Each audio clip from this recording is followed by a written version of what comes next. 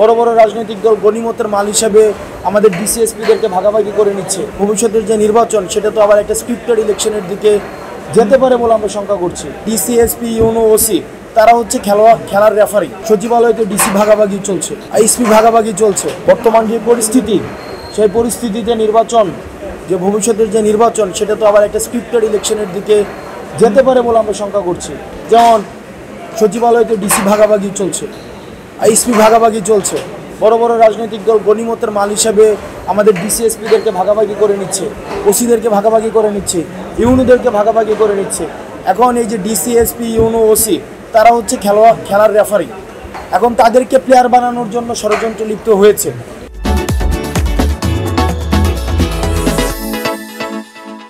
আগামী সংসদ নির্বাচনে যারা সংস্কারের পক্ষে থাকবে, আমরা সংস্কারের পক্ষের শক্তি।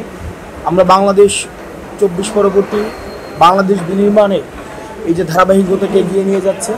আমরা মনে করি এই আগামী যে সংসদটি গঠিত হবে, এই সংসদে যারা সংস্কারের পক্ষে থাকবেন তারাই সংখ্যাগরিষ্ঠতা অর্জন করবেন। সেই জায়গা থেকে আমরা পর্যালোচনা করছি, আমাদের নিজেদের মধ্যে আলোচনা হচ্ছে এবং আমরা মনে করি আমরা সংখ্যাগরিষ্ঠতা অবশ্যই অর্জন করতে পারি।